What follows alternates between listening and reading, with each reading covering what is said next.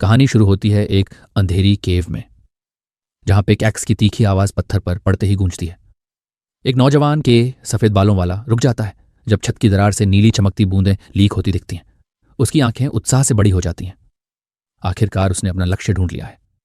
वो धीरे से एक बोतल रखता है, गिरते हुए तरल को पकड़ने के लिए, पहचानते हुए कि वो चमकदार पदार्थ इंक है।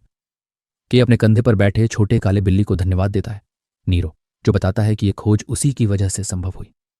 वो गुफा के बाहर की रोशनी की तरफ देखता है, सोचते हुए कि अगर ये इंक ले जाकर दिखा दे तो पायोनियरिंग कॉर्प्स शायद उसे स्वीकार कर ले। राहत की सांस लेते हुए वो गुफा से निकलता है और खड़ा होता है एक धूसर वेस्टलैंड पर, दूर एक विशाल दमकती हुई मेट्रोपोलिस की तरफ निहारते हुए। उस चमकदार शहर के अंदर भीड़ चीख रही है एलीट वॉरियर्स के स्वागत में, कलरिस्ट्स जो गर्व से चलते हैं अपने वाइब्रेंट बालों के साथ। दो नागरिक उन वॉरियर्स की तारीफ कर रहे हैं, बात कर रहे हैं कि कैसे उनकी टीम ने फिर से एक विशाल क्रीचर को हरा दिया। उनको भरोसा है कि जब तक ये हीरोज हैं वो शाइनिंग सिटी सुरक्षित रहेगी। लेकिन सीन बदलता है और हम पहुंचते हैं शैडो डिस्ट्रिक्ट के अंधेरे खतरनाक हिस्से में। लोगों की एक लाइन लगी है एक बिल्डिंग के बाहर, जहां एक bulletin board C rank pioneering corps की एंट्रेंस एग्जाम का ऐलान कर रहा है। लिखा है कि एनीवन विथ कलर वेलकम है। अचानक सफेद बालों वाला के जबरदस्ती बाहर फेंका जाता है और जमीन पर गिर पड़ता है।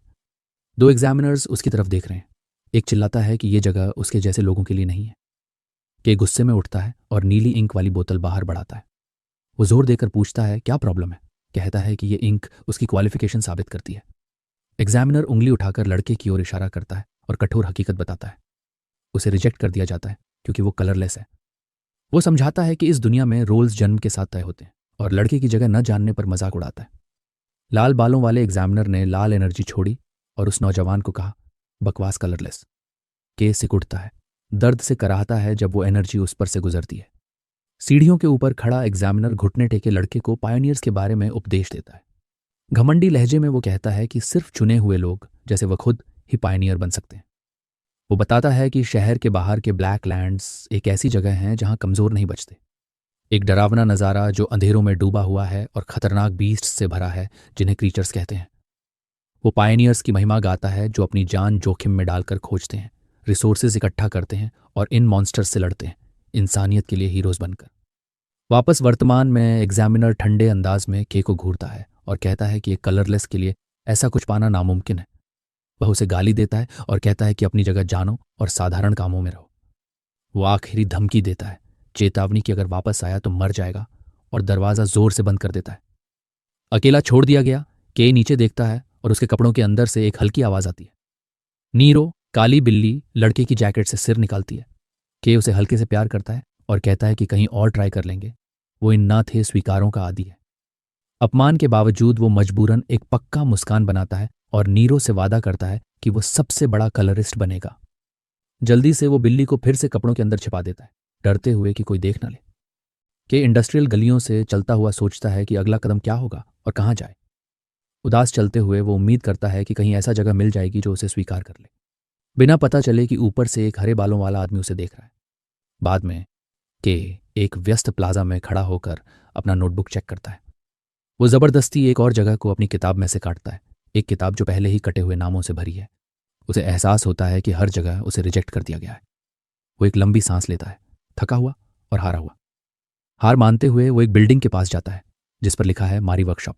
वो बड़बड़ाता है कि कोई रास्ता नहीं है और दरवाजा खोलकर ओनर को आवाज लगाता है। अंदर एक लड़की सफेद बालों और गॉगल्स पहनकर चश्मा ऊपर धकेलती है और हंसते हुए उसे वापस आते देख स्वागत करती है। मरी के उदास चेहरे को देखकर समझ जाती है कि कोई और परीक्षा फिर फेल हुआ होगा। नीरो टेबल पर कूदता है और वह बिल्ले को प्यार से बोलती है। वो के को हौसला देती है, कहती है परीक्षक उसकी टैलेंट को नहीं देख पा रहे हैं। फिर भी वह मायूस रहता है और पूछता है, इतनी ताकत का क्या फायदा जब कोई कलरलेस इंसान को नहीं लेगा। मरी तर्क देती है कि उसकी स्किल्स तो साबित हैं, वो खतरनाक ब्लैक लैंड से रिसोर्सेस लाकर दिखा चुका है। के नम्र रहता है, कहता है कि बचना सिर्फ नीरो की वजह से ही मुमकिन हुआ। बात बदले और वह नीले इंक की बोतल टेबल पर रखता है और पूछता क्या वह इसे खरीद सकती है। मरी खुश हो जाती है और अच्छा दाम देने को तैयार हो जाती है। वो नीले रस को पाइप सिस्टम में डालती है और शिकायत करती है कि इंक की कीमतें घटती पिटी नहीं बल्कि काफी बढ़ गई हैं। के कहता है यही कमी है, इसीलिए लोग और पायोनियर्स मांग रहे हैं। मशीनरी का एक नज़ारा दिखता है। उनकी रोजी रोटी इन रंगीन फ्लूइड्स पर टिकी है। के का साइज देखकर निराश की कोई कोर उसे नहीं लेगा। मारी पूछती है क्या उसने उसकी पहले की सलाह पर सोचा है। वह हिचकिचाता है और कहता कि जिस जगह का उसने जिक्र किया था वो थोड़ी। मरी अचानक कागज पट पर फेंकती है और चिल्लाकर कहती कि सब कुछ ट्राई करके देखना पड़ेगा। फ्लायर पर S rank Dawn pioneering corps की भर्ती का नोटिस है। एंट्रेंस टेस्ट सबके लिए खुला है और सख्ती से स्किल पर आधारित बताया गया है। के झट से कागज को देखता है, हैरान। वो मानता है कि उसने हमेशा एस रैंक जैसी पक्की टीम में अप्लाई करने से डर रखा था, सोचा था फेल हो जाएगा। वह सोचता है क्या ऐसी जगह उसकी स्किल्स को सच में नोटिस करेगी।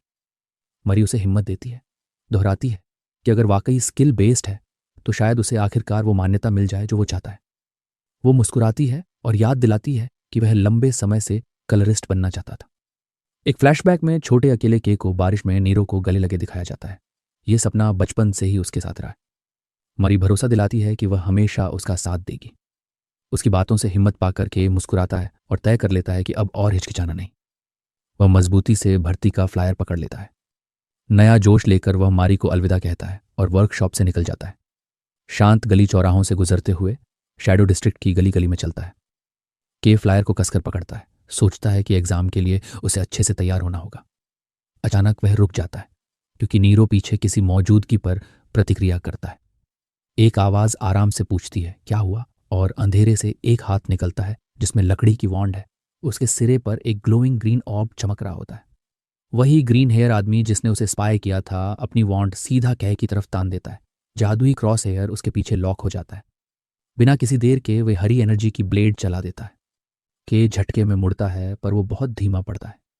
एनर्जी ब्लास्ट जोर से उस पर वार करता है और वह दर्द से चीख उठता है। गिरते ही ग्रीन हेयर आदमी और उसका असिस्टेंट उसके ऊपर खड़े हो जाते हैं। हमला करने वाला ताने मारता है कि भले ही उसने डायरेक्ट किल शॉट डाला, वैसे भी उसे जल्दी मरना ही है। खून बहता और हिल भी नहीं पा रहा। के सड़क पर पड़ा है, जबकि हमला करने वाला ठंडे अंदाज में कहता है कि किसी को फर्क नहीं पड़ेगा अगर एक कलरलेस इंसान मर भी जाए। के कमजोर आवाज में अपनी बिल्ली को बुलाता है। नीरो का डरता चेहरा कपड़ों से झांकता दिखता है। के अपनी आखिरी ताकत निकालकर बिल्ले से भागने को कहता है। सीन बदलता है और एक इंडस्ट्रियल इलाके में आता है जहां इंक वेस्ट डिस्पोजल साइट की वार्निंग लगी होती है। के कराता है जब वो होश में आता है और सामने वही ग्रीन हेयर आदमी उसे नीचे की ओर मुस्कुराते हुए देखता है।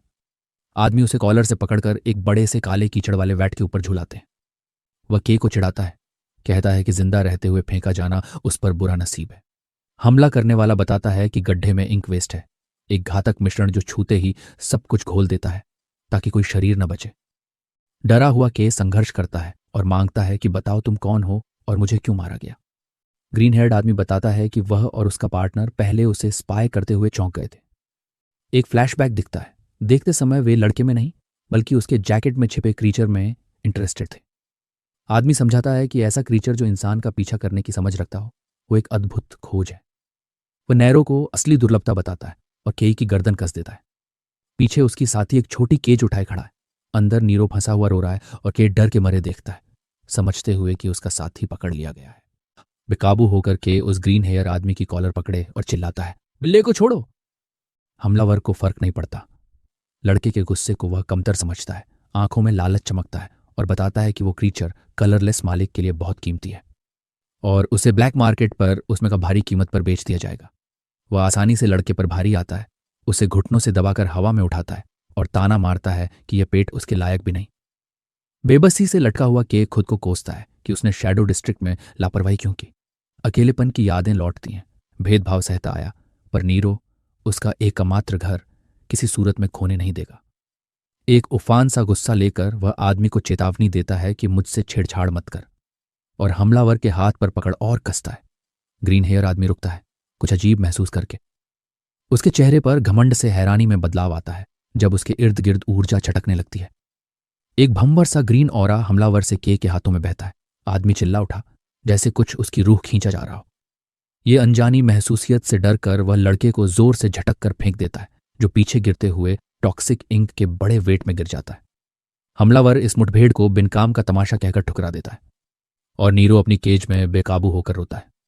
खलनायक खुश होकर कहते हैं कि अब वे अमीर हैं और ब्लैक मार्केट की तरफ निकल पड़ते हैं, बिल्ली के आंसुओं को अनदेखा करते हुए। काले द्रव के गहरे नीचे के रोशनी को फीका होते देखता है। नीरो की आवाज दूर होती जा रही है। वह तैरने की कोशिश करता है पर उसका शरीर लकवाग्रस्त हो चुका है। यादों के झटके आंखों के सामने आते हैं और वह सोचता है क्या उसकी कहानी इसी काले गड्ढे में खत्म हो जाएगी। तभी एक दृश्य आता है। छोटा के बचपन में बिल्ली को कसकर पकड़े खड़ा है। वो समझता है अभी हार नहीं मान सकता, एक वादा अभी बाकी है जिसे निभाना है। खालीपन की गहराई में एक रहस्यमयी आवाज बेहोश के से पूछती है, तुम कुछ क्यों नहीं कर रहे? हैरान के आवाज से पूछता है, कौन बोल रहा है? आगे एक बड़ा सा टेक्स्ट झलकता है जो उसे कहता है, एक्सेप्टेड। ख्यालों की एक बरसात बरसती है, उसे नीरो बचाने और अपनी सच्ची कलर स्वीकार करने की आवाज देती है। आवाज मांगती है कि वह अपनी ताकत वापस ले और के का चेहरा साये में ढक जाता है। एक हाथ काले द्रव के भंवर से बाहर बढ़ता है। के निश्चल खड़ा है जब ऊपर से एक अंधेरी टहनियां उसकी तरफ से खत्म होती दिखती है। वह नीचे अपनी बाहों की तरफ देखता है। अब वे काली ऊर्जा से लिपटी हुई है। हैरान है कि वह वास्तव में इंक के अंदर था। यादें टुकड़ों में हैं पर वह उन सबको अलग रख देता है और जरूरी चीज पर ध्यान देता है। अब वह एक छाया सी आकृति है, आंखों में चमकती वाइट रोशनी। वह सोचता है, मैं क्या बन गया? एक नरम सी कराहनी सन्नाटे को काटती है और इस इकाई का ध्यान खींचती है। वह ऊपर देखता है और दो धुंधले शख्सियतें ऊंचाई पर खड़ी छोटी केज थामे हुई दिखाई देती हैं। अंदर नैरो चीख रहा है। अपने साथी को देखकर के हकीकत में लौट आता है और पक्का कर लेता है कि उस नीरो को बचाना ही होगा। वह पुरुषों की ओर अंधकार का हाथ बढ़ाता है। तभी गहरे से एक भयानक काली ऊर्जा का फव्वारा फूट पड़ता है। ग्रीन हेयर्ड आदमी और उसका सहायक डर के मारे पीछे हटते हैं और चीखते हैं। वे नीचे डिस्पोजल पिट की ओर देखते हैं और हैरान रह जाते हैं। जो खतरनाक इंक का तालाब था वह गायब हो चुका है और नीचे सिर्फ एक अकेला काला साया खड़ा है। वह इकाई एक खतरनाक औरा छोड़ते हुए उनकी तरफ चलने लगती है। ग्रीन हेयर्ड आदमी कांपता है, उसकी आंखें अविश्वास से बड़ी हो जाती हैं। जब एक विशाल साया सी क्लॉ उन पर झुकती है, वह बुदबुदाता है, क्या यह कोई क्रीचर है? डर और हैरानी में विस्फोट के बाद शैडो डिस्ट्रिक्ट में तबाही का नजारा फैल जाता है। एक हड़बड़ा हुआ बूढ़ा आदमी पुलिस वाले पर चिल्लाता है, दावा करते हुए कि उसने देखा एक छोटी सी हाथ अचानक कहीं से निकली और काले ऊर्जा का बड़ा विस्फोट हो गया जिसने पूरे इलाके को तहस नहस कर दिया। धूल बैठने पर मेडिक्स बेहोश पड़े ग्रीन हेयर्ड हमलावर और उसके सहायक के शव उठाकर ले जाते हैं। एक नया ग्रुप आया और घायलों को देखता है। एक लाल बालों वाला आदमी और एक नीले बालों वाली औरत नीचे झुककर घायल लोगों को निहारते हैं और कहते हैं कि ये बी रैंक पायनियर्स पूरी तरह अपना रंग खो चुके हैं। नीली बालों वाली औरत हैरान है, समझ नहीं पा रही क्या चीज किसी का रंग चुरा सकती है, पर साथी कहता है कि अभी उनकी प्राथमिकता मिशन है। लाल बालों वाला कहता है कि वे तभी आए क्योंकि शहर में किसी बड़े क्रीचर की रिपोर्ट्स आई थी। वहीं का पुलिस अधिकारी हक्का बक्का रह गया जब उसे एहसास हुआ कि सामने वाला एक हाई रैंकिंग कलरिस्ट है। वो घबराकर पूछता है कि इतने एलीट लोग शैडो डिस्ट्रिक्ट में क्यों हैं, तो नीली बालों वाली शालीनता से बताती है कि वे जांच करने आए हैं। लाल बालों वाला इंपैक्ट साइट दिखाने को कहता है और डरता हुआ अधिकारी उन्हें वहां ले जाता है। दोनों इन्वेस्टिगेटर्स उस विशाल क्रेटर के सामने खड़े होते हैं। लाल बालों वाला डिब्रीज की जांच करता है और काले दाग देखता है, जबकि उसकी पार्टनर पुष्टि करती है कि क्रीचर के निशान है। वो बताती है कि किसी क्रीचर का अचानक शहर के अंदर, खासकर आउटस्कर्ट्स में आना बिल्कुल अनयूजुअल है और आमतौर पर सिटी वॉल्स के अंदर सिर्फ छोटे जानवर ही मिलते हैं। गहरे गड्ढे में झांकते हुए लाल बालों वाला सोचता है कि क्या ये कोई नया मॉन्स्टर वेरिएंट है। वो उबाऊ पर गंभीर दिखता है, समझते हुए कि इस अनोखी एंटिटी को ट्रैक करना मुश्किल होगा क्योंकि ये किसी पैटर्न में नहीं आता। सीन बदलता है। एक सुनसान इलाका जहां मलबा ढेर लगा है और अंधेरे में एक बिल्ली म्याऊं करती है। के अंधेरे में पड़ा कराहता है। दर्द में झटके खाते हुए उसे एक खुरदरी जीभ महसूस होती है और वो उठकर पाता है कि नीरो उसकी जुल्फें चाट रहा है।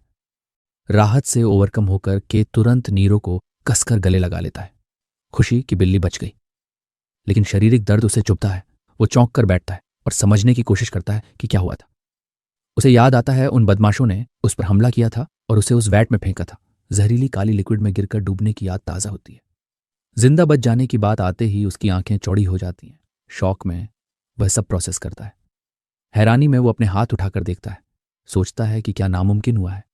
फिर अपने सिर को छूता है और कुछ अलग महसूस करता है। उसके बाल जो कभी सफ़ेद थे अब जेट ब्लैक हो गए हैं। के नए काले बालों को पकड़कर आगे घूरता है, पूरा कंफ्यूज्ड। कैसे अभी भी जिंदा है और उसकी शक्ल इतनी बदल गई, समझ नहीं आ रहा।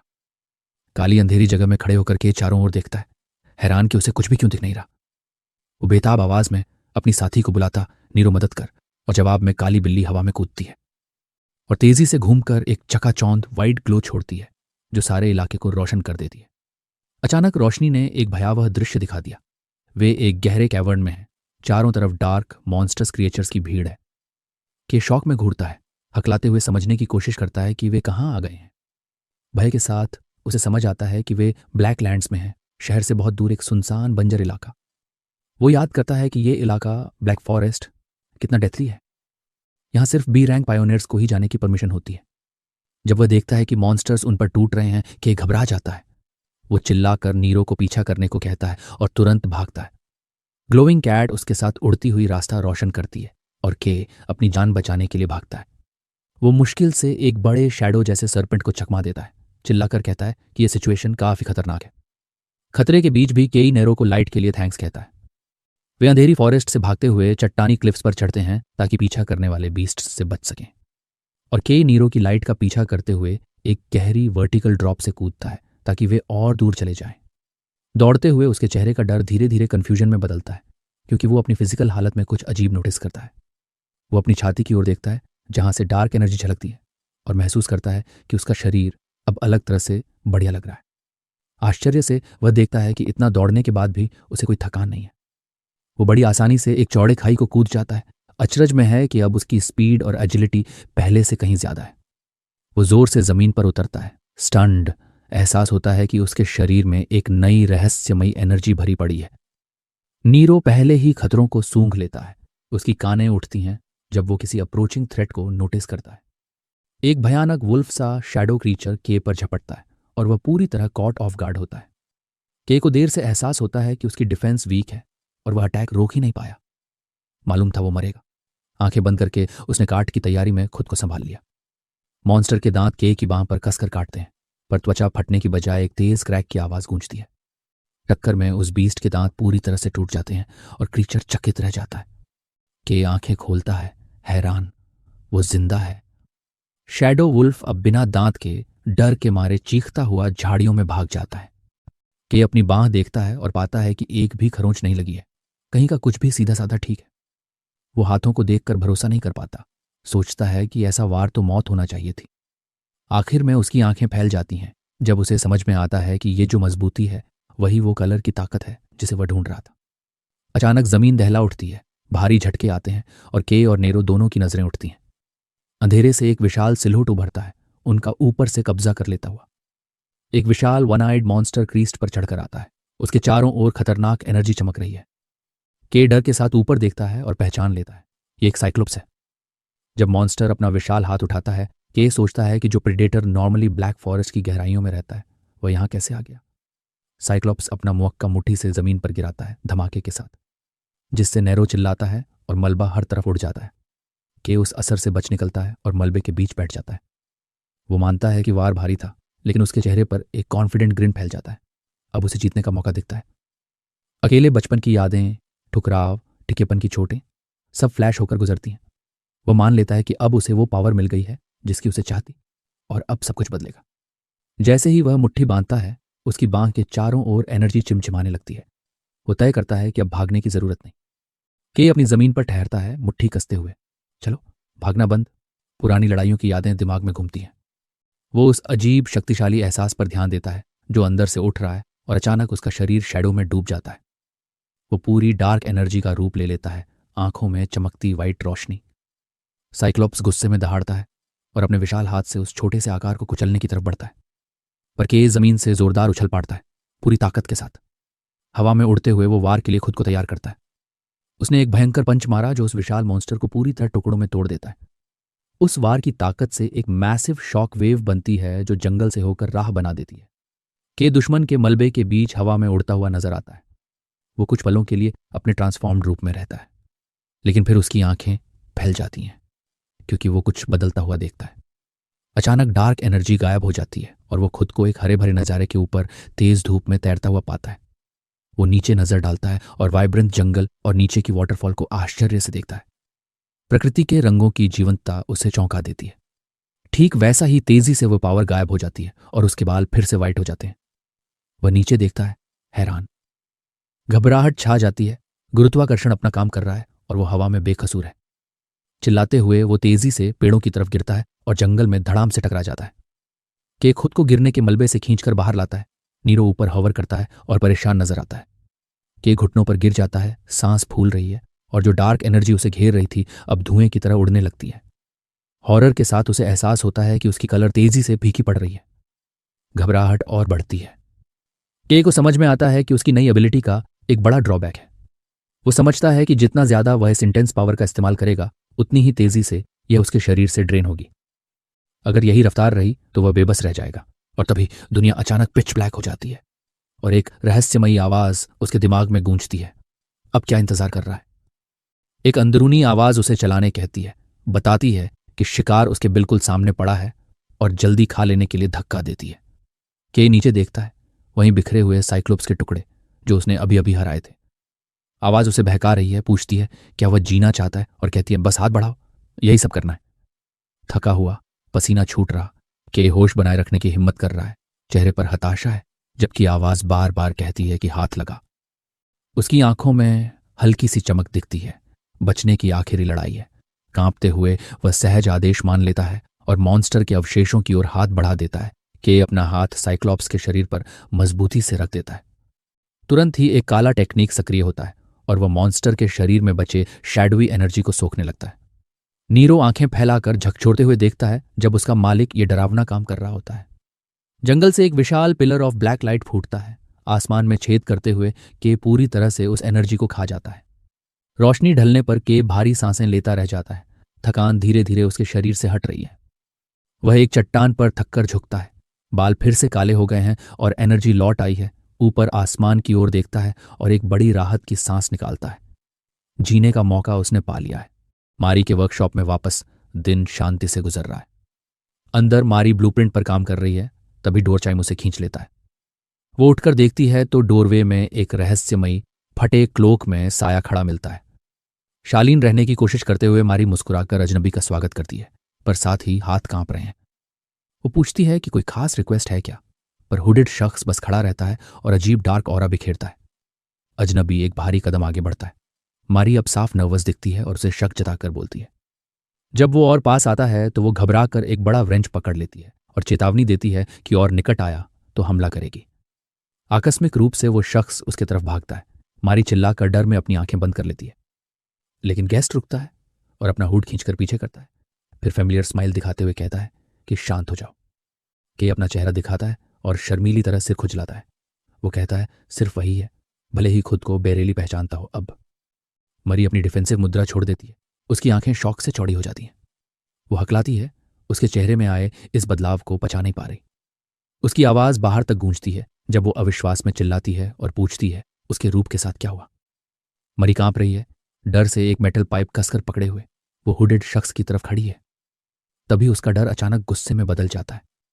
वो हैमर और व्रेंच निकालकर चिल्लाती है कि जो लोग उसे चोट पहुंचे हैं उन्हें वो नहीं छोड़ेगी। वो औजारों से जंगली तरह वार करती है और चिल्लाती है कि उनके सिर तोड़ने चाहिए, जबकि के घबराकर उसे शांत करने की कोशिश करता है और कहता है कि वो ठीक है। जब उसे पता चलता है कि वाकई वही है, मरी रेंच नीचे रख देती है और मान लेती है कि वो डर की वजह से अपना आपा खो बैठी थी जब कांटेक्ट टूट गया था। उसका चेहरा नरम होकर राहत भरी मुस्कान में बदल जाता है और वो के से कहती है कि खुश है कि वो सेफ है। के माफी मांगता है कि उसने उसे वरीड कर दिया। अंदर ही अंदर के सोचता है कि ये सब कितना अजीब है। टॉक्सिक इंक में गिरकर सरवाइव करना और एक कलर मिलना बिल्कुल अनबिलीवेबल है। वो मारी से एक चिंता शेयर करता है कि उसकी नई कलर ब्लैक है जो मॉन्स्टर्स से जुड़ी है। लोग उसे बुरा देखेंगे क्या? पर जल्दी ही वो इसे टाल देता है और कहता है कि मैटर ये है कि अब उसे कलरिस्ट बनने का मौका मिला है। वो तय करता है सीधे पायोनियरिंग कोर एंट्रेंस एग्जाम देगा और मारी का थैंक्स करता है। फिर शर्माते हुए पूछता है क्या वो कुछ क्लोथ्स बोरो कर सकता है, वादा करके कि लौट आएगा। मरी एग्जैस्परेटेड दिखती है। एक लंबी आह लेते हुए पूछती है कितनी बार वो भीख मांगने वाला है। फिर वो वार्म स्माइल देती है और कहती है इसे एक फ्यूचर कलरिस्ट में इन्वेस्टमेंट समझो। तभी वो अचानक के का हाथ पकड़कर उसे खींच लेती है और कहती है मेरे पीछे आओ। के हैरान दिखता है जब वो चीयरफुली अनाउंस करती है कि उसके पास उसके लिए परफेक्ट आइटम्स हैं। दृश्य बदलता है। एक बड़े कोलिसियम जैसे बिल्डिंग की सीढ़ियों पर एस्पायरिंग पायनियर्स की बड़ी क्राउड चढ़ रही है। अंदर सैकड़ों पार्टिसिपेंट्स फ्लोर पर जमा हैं, जहां बड़े वाइट स्क्वायर प्लेटफॉर्म्स बने हैं। वे एग्जाम की तैयारी कर रहे हैं। भीड़ में 3 आदमी घबराकर बात कर रहे हैं। नीले बाल वाला आदमी जिस पर नंबर 183 है अपने एंग्शियस दोस्त को शांत करने की कोशिश कर रहा है। उसके दोस्त जिनके बाल हल्के पिंक हैं यकीन नहीं कर पा रहे कि वे यहां तक पहुंच गए वे प्रेस्टिजियस टूम क्लास पायोनियरिंग कोर्स का टेस्ट देने वाले हैं। ये एस रैंक ग्रुप खतरनाक ब्लैकलैंड्स की खोज में अपनी उपलब्धियों के लिए जाना जाता है। स्किलफुल क्लरिस्ट जिनको शाइनिंग सिटी की उम्मीद माना जाता है। लेकिन कैंडिडेट्स परेशान हैं क्योंकि बेहद से स्ट्रॉन्ग राइवल्स इकट्ठे हुए हैं। वे एक लंबी टर्क्वाइज बाल वाली महिला को नोट करते हैं जिसके बारे में रूमर है कि वो एक मशहूर कलर परिवार की बेटी है और उसके पास एक आदमी बीनी में खड़ा है। वे दूसरी राइजिंग स्टार्स भी देखते हैं जैसे पिंक हेयर और गॉगल्स वाला लड़का और गैस मास्क में एक आदमी।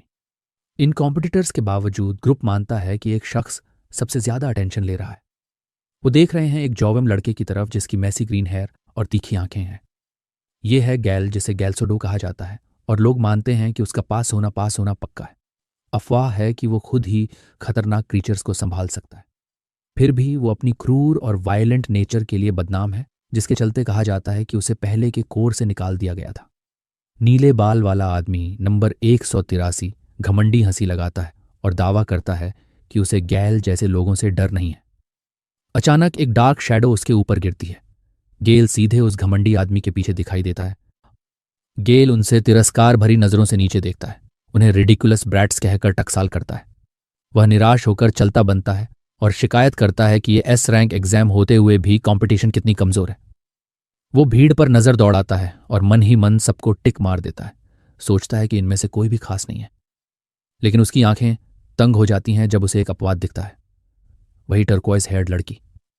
वो उसे पहचानता है, इलिसायन, सायन परिवार की दूसरी बेटी। गैल हल्की सी मुस्कान देता है, मानकर कि कम से कम उसे नोटिस करना लायक तो है। ख्यालों में भीड़ की तरफ हाथ बढ़ाते हुए वह उत्सुकता से सोचता है कि आने वाले टेस्ट पर सबकी रिएक्शन कैसी होगी। एक मैकेनिकल स्पीकर दरकता हुआ बजता है और कैंडिडेट्स का एटीट्यूशन मांगता है।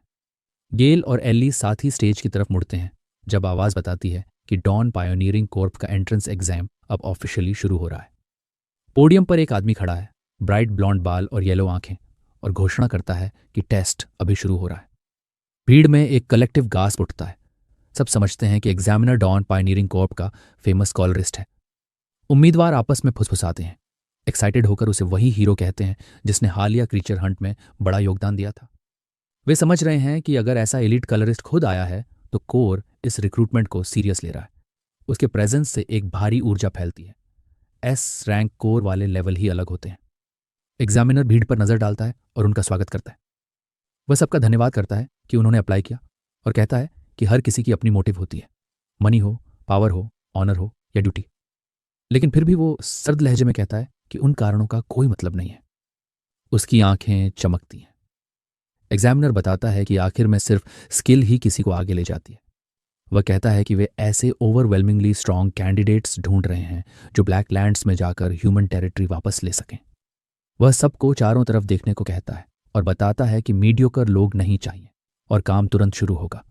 उसने जमीन पर पड़े स्क्वायर प्लेटफॉर्म्स की ओर इशारा किया और कहा कि पहला टेस्ट एक टूर्नामेंट होगा। वह समझाता है कि पायनियर के लिए कॉम्बैट एबिलिटी सबसे जरूरी स्किल है क्योंकि शहर के बाहर की दुनिया बहुत कठोर है और सिर्फ फिट लोग ही बचते हैं। वह मुट्ठी बांधकर उम्मीदवारों को अपनी क्षमता दिखाने का आदेश देता है। कहता है कि जो पहले राउंड में पास होंगे वो टूर्नामेंट के रिजल्ट से तय होंगे और जब उनका नंबर बुला जाएगा तो स्टेज पर कदम रखो। एग्जामिनर नंबर 126 और नंबर 286 को बुलाता है। गेल नंबर 126 गंभीर चेहरा लेकर आगे बढ़ता है। भीड़ में सरसराहट होती है। लोग गेल को हैवीवेट कहते हैं और जो उसे अर्ली लड़ना पड़े उसकी हालत पर दया जताते हैं। गेल फिर भी एक शैतानी मुस्कान छोड़ता है। सोचता है कि बोरियत से मर रहा था और अब सीधे शुरू से ही मजा मिलने वाला है। उसे लक मिली। उसकी आंखें शिकारी की तरह संकरी होती हैं। उत्साहित होकर सोचता है कि ओपोनेंट के साथ कैसे खेल खेलना है। गेल देखता है कि कोई स्टेज की तरफ आ रहा है और इधर वो सोचता है कि उस क्रीपी आदमी का माजरा क्या है जो उसकी तरफ बढ़ रहा है। गेल के सामने खड़ा एक पूरा छिपा हुआ शख्स है, रैगेड क्लोक में और नंबर टैग 286 पहने हुए। गेल उसे एनालाइज करता है और सोचता है कि हुडेड फिगर की स्टैंस अजीब और कमजोर लग रही है। गेल अपने वेपन की हिल्ट कसकर पकड़ लेता है। अब बोलना बेकार है, उसने फैसला कर लिया है। वो तेज आवाज के साथ अपनी सोर्ड निकालता है और कहता है कि अब चुप रहने से तंग आ गया है। अपनी पावर खोलते हुए वह ब्लेड घुमाता है और बड़ी बड़ी पट्टियां हरी विंड एनर्जी की छोड़ देता है। उसने होल्ड बैक करने का मन छोड़ दिया है। दर्शक हैरानी से देखते रह जाते हैं। सिग्नेचर टेक्निक को पहचानते हुए वे कहते हैं कि यही गाली स्वॉर्ड है। उसके चारों ओर हवा में चमकती हरी तलवारें बनते ही भीड़ उसकी तारीफ करती है। इतनी एडवांस्ड सोर्ड्समैनशिप उसकी उम्र में संभालने के लिए उसे जीनियस कहते हैं। गैल अपने ओपोनेंट को तीव्रता से घूरता है और हुडेड फिगर को चैलेंज करता है कि आकर उसकी अटैक रोक के दिखाओ। एक तेज रफ्तार के धमाके के साथ गेल जमीन पर जोर से पैर बजाता है ताकत इकट्ठा करने के लिए। धमकी देता है कि अगर बचाव न किया तो ओपोनेंट को चीर कर रख देगा। वह भारी ताकत से आगे बढ़ता है और खुद को एनर्जी के व्हर्लविंड में घेर लेता है। लेकिन हुडेड फिगर बिल्कुल ठहरा रहता है, बिल्कुल शांत और अचल। आते हुए अटैक के सामने कोई हलचल नहीं। जैसे ही गेल हवा से नीचे उतरता है और चिल्लाते हुए ब्लेड नीचे झाड़ता है, हुडेड फिगर बस आगे बढ़ता है और गेल के चेहरे पर एक भयंकर लेफ्ट हुक मार देता है। इतना जोरदार प्रभाव होता है कि गेल अरीना के पार तक हवा में उड़ता हुआ भेज दिया जाता है। पहले जो घमंडी कैंडिडेट्स थे वे इस अमान्य दृश्य को देखकर डर के मारे चिल्लाने लगते हैं। गेल जोरदार टकराकर अरीना की दीवार से जा भिड़ता है और एक बड़ी सी स्पाइडर वेब जैसी दरार बन जाती है। वह आगे झुककर बेहोश पड़ जाता है। एक ही वार में हराया गया। भीड़ हैरान है और सोच रही है कि ऐसा कैसे मुमकिन हो पाया। जिस हुडेड शख्स ने अपना चेहरा दिखाया था और जो अब के निकला, वो अपनी कलाई रगड़ता है और नीचे देखकर कहता है कि इतनी अचानक हरकत ने उसे भी चौंका दिया। उसकी हुड पीछे हट चुकी है, गंदे काले बाल बाहर आए हैं। वो उस पल की अचानक तेजी और अफरा तफरी पर सोचता है। अचानक भीड़ में से कोई कांपती उंगली से के की तरफ इशारा करता है और अविश्वास में चिल्लाता है। वो जीत की ओर नहीं, के की एनर्जी के रंग ब्लैक की तरफ इशारा कर रहा है। एग्जामिनर गंभीर चेहरे से देखता है और अंदर ही अंदर नोट करता है कि ब्लैक वही रंग है जो क्रीचर्स के पास होता है। यहां तक कि एलिसियन भी ठिठक जाती है, सोचते हुए कि क्या किसी इंसान के पास वो रंग होना संभव है। के अकेला अरीना के बीच में खड़ा है, बिना समझे कि स्थिति कितनी बड़ी है। बाकी लोग सोचते हैं कि गेल सोर्ड को एक ही वार में हराने वाला दम शायद उसी रहस्यमयी ब्लैक एनर्जी से आ रहा है। के चौंकी भीड़ की तरफ नर्वस होकर देखता है। उनकी रिएक्शन से कंफ्यूज्ड होकर मासूमियत से सोचता है कि क्या उसने कोई मिस्टेक कर दी। टूर्नामेंट लगातार तेज लड़ाइयों के साथ आगे बढ़ता है। एक मैच में एक डरे हुए कैंडिडेट तेज पत्थर फेंकता है, लेकिन के फौरन आगे बढ़ता है और आसानी से उन्हें चकमा दे देता है। वो पलक झपकते ही दूरी पाटता है और एक जोरदार पंच मारता है। मैजिक यूजर उड़ता हुआ गिरता है। अनाउंसर उसे विजेता घोषित करता है। के की जीत की झड़ी चलती रहती है। वो दबदबा बनाता है, एक और ओपोनेंट को जोर से पटकता है और तीसरे को नॉकआउट कर देता है। ऊपर से एग्जामिनर ध्यान से निहारता है और कहता है कि के ही सबसे स्टैंड आउट एप्लीकेंट है। वो उत्सुक होकर बताता है कि के पहली बार का ब्लैक होल्डर है और शोर फैलने से पहले उन्हें तुरंत रिक्रूट करना होगा। तभी भारी कदमों की आवाज आती है और किसी की आवाज कैजुअली कहती है, लगता है आज टफ डे है। एग्जामिनर हैरान होकर मुड़ता है और एक्सप्लोजन साइट से आए रेड हेयर्ड आदमी और ब्लू हेयर्ड औरत को देखता है। एग्जामिनर पूछता है कि टीम लीडर रेड यहां क्यों है, पर आदमी हाथ हिलाकर कहता है कि हम बस गुजर रहे थे। वे कुछ पल बड़े क्रीचर की घटना की जांच पर बात करते हैं। रेड लीडर आह भरता है और कहता है कि अभी तक कोई प्रोग्रेस नहीं है। फिर वह पूछता है कि क्या कोई काबिल कैंडिडेट मिला। एग्जामिनर बताता है कि टायन परिवार की एक यंग लेडी और एक बेहद यूनिक कैंडिडेट है। तभी रेड लीडर की आंखें बढ़ाई होती हैं। उसने कुछ महसूस किया है। वह अरीना की तरफ देखता है और के को देख लेता है। उसी पल ब्लैक एनर्जी पर उसका ध्यान जाता है।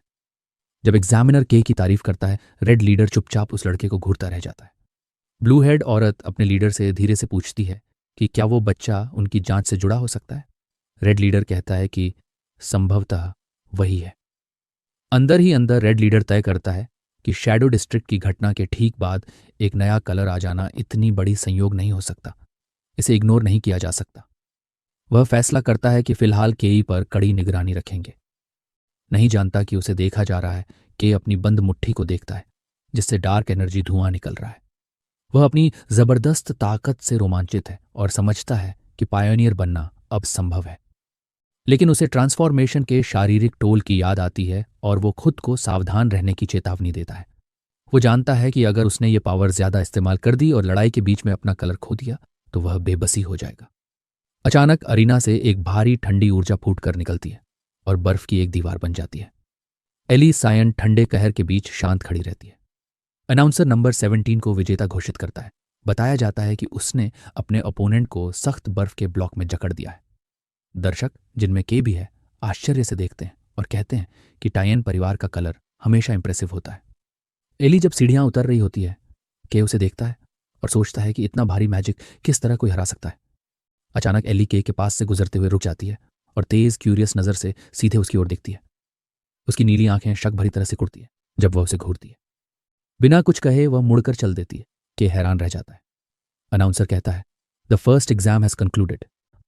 एग्जामिनर पोडियम पर खड़ा होकर सबको उनकी मेहनत के लिए धन्यवाद देता है। वह बताता है कि समय पीछे चल रहा है, इसलिए वे सीधे अगले टेस्ट पर चले जाएंगे। वह फेल हुए कैंडिडेट से हटने के लिए कहता है और वे मायूस होकर चले जाते हैं। एग्जामिनर अगले टेस्ट की घोषणा शुरू करता है, लेकिन तभी किसी के कंधे पर हाथ पड़ने से वो बीच में ही रुक जाता है। रेड हेयर्ड आदमी आत्मविश्वास भरी हंसी के साथ आगे बढ़ता है और घोषणा का संचालन संभाल लेता है। वह बचे हुए कैंडिडेट्स को देखता है और कहता है कि दूसरा एग्जाम खुद वह पर्सनली लीड करेगा। कैंडिडेट्स ऊपर की ओर चौंक कर देखते हैं और समझते हैं कि सामने कौन खड़ा है।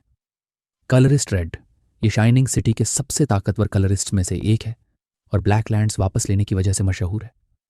लेकिन उम्मीदवार दहशत में है, क्योंकि अफवाहें याद आ रही हैं कि उसकी डिस्ट्रक्टिव ताकत इतनी ज्यादा है कि साथियों तक को साथ काम करने में हिचक होती है, और जब वो एग्जाम संभालता है तो कोई पास नहीं होता। एग्जामिनर चिंता में रेड की तरफ देखता है और पूछता है क्या वह पक्का है, और चेतावनी देता है कि कप्तान उसे एग्जाम फॉर्मेट बदलने पर डांटेगा। रेड हंसकर टाल देता है, कहता है कि रोज ही उसे डांट पड़ती है। वो बताता है कि टेस्ट सिंपल है और भीड़ से कहता है बस सह लो, और उसी वक्त उसका शरीर विशाल आग में बदल जाता है। एक बड़ा आग का वेव दहशत में पड़े एप्लीकेंट्स की तरफ बढ़ता है और हर शख्स के आसपास गोल गोल बैरियर्स बनाकर उन्हें फंसा देता है। उम्मीदवार तेज गर्मी में घबरा जाते हैं। रेड समझाता है कि उसने किसी इलाके का एनवायरनमेंट रिक्रिएट कर दिया है और साफ बताता है यहाँ काफ़ी हॉट होगा। वो बताता है कि ब्लैक लैंड्स में एक्सट्रीम हालात होते हैं जहाँ इंसान मुश्किल से बच पाते हैं, और मौजूदा टेस्ट को छोटा समझाकर कहता है कि ये गर्मी बस एक छोटी सी स्टोव है। गंभीर लहजे में रेड दोहराता है कि जो सह लेगा वो पास है, और आंखें संकरी करते हुए साफ कहता है कि जो इस गर्मी को सह नहीं पा रहा वो कभी पायोनियर बन ही नहीं सकता था। आग वाले गोले के अंदर उम्मीदवार खौफ में पीड़ित है। एक आदमी समझता है कि वह बैरियर को तक भी नहीं खरोंच सकता। बाकी चीखते हुए सोचते हैं कि अगर यह माइल्ड माना जा रहा है तो ब्लैक लैंड्स किस तरह का नरक होंगे। किनारे से देखता हुआ एग्जामिनर याद करता है कि अफवाहों के बावजूद रेड की स्किल्स कम नहीं हुई। वो रेड की कमाल की कंट्रोल देखकर हैरान होता है कि कैसे उसने इतनी जल्दी इतना बड़ा इलाका कवर कर लिया। वो मानता है कि ये ताकत वही है जो किसी पीक पर पहुंचने वाले से उम्मीद की जाती है। अचानक हवा में एक तेज सी क्रैकिंग आवाज गूंजती है। रेड और उसका असिस्टेंट वहीं देखते हैं जब आग के एक बैरियर का रंग बदलकर नीला हो गया और वह फ्रैक्चर हो गया। बड़े पैमाने पर आइस एनर्जी का विस्फोट बाहर निकला और आग के गोले को तोड़ दिया। गिरते हुए बर्फ के टुकड़ों में एलिसायन ऊंची खड़ी है। वो खुद को मुक्त कर चुकी थी। रेड उसे देखकर मानता है कि यह काफी बढ़िया है। वह सोचता है कि सायन परिवार की ताकत आग का नेचुरल काउंटर है, पर उसकी अपनी ताकत आमतौर पर उस फायदा को ओवरवेल्म कर देती है। युवती को घूरते हुए रेड यह निष्कर्ष निकालता है कि शायद उसे सच में प्रोगड़ी कहा जाना चाहिए। रेड सोचता है कि दूसरा जो कैंडिडेट वे देखना चाहते थे उसकी क्या हालत होगी। अपनी आग के गोले के अंदर के बिल्कुल खड़ा दिखता है, जैसे कि कुछ भी हो नहीं रहा। रेड उसे देखता है और नोट करता है कि लड़की की तरह यह लड़का तो निकल ही नहीं रहा। वो स्वीकार करता है कि उसने इस लड़के से ज्यादा उम्मीद नहीं की थी। लेकिन बैरियर के अंदर के घबरा रहा है, भीतर ही भीतर चिल्ला रहा है कि बड़ी मुसीबत में है। उसे महसूस होता है कि गैल के खिलाफ लड़ाई में उसने अपनी कलर बहुत ज्यादा इस्तेमाल कर दी थी। वो अपनी हथेली घबराकर देखता है और दहशत में महसूस करता है कि उसकी ब्लैक एनर्जी बाहर रिस रही है और गर्मी में तेजी से खत्म हो रही है। के एक डरावना भविष्य कल्पना करता है जहां उसकी ताकत खत्म हो जाती है। उसे पता है कि अगर वो कलरलेस पकड़ा गया तो शायद उस पर प्रयोग किए जाएंगे। बेताबी में वो घबराकर किसी हल की तलाश करता है। सोचता है क्या कुछ अब्जॉर्ब करके अपनी एनर्जी भर सकता है। वो तीव्र आग की दीवार को घूरता है और एक ख्याल आता है, क्योंकि बैरियर खुद एक कलर एबिलिटी से बनी है, क्या वो उसे अब्जॉर्ब कर सकता है। वो अपनी हथेली देखता है और मानता है कि उसे अपनी अब्जॉर्प्शन ताकत की लिमिट्स मालूम नहीं है। सोचना करने का वक्त नहीं समझकर वो पता लगाने का फैसला करता है। वो हाथ बढ़ाकर उस घूमती आग की दीवार को छू लेता है। तुरंत ही एक हिंसक प्रतिक्रिया होती है और के को हैरानी होती है कि डायरेक्ट अब्जॉर्प्शन काम कर रहा है। आग का बैरियर मुड़ने तानने लगता है और पास के उम्मीदवारों की नजरें तुरंत उस पर टिक जाती हैं।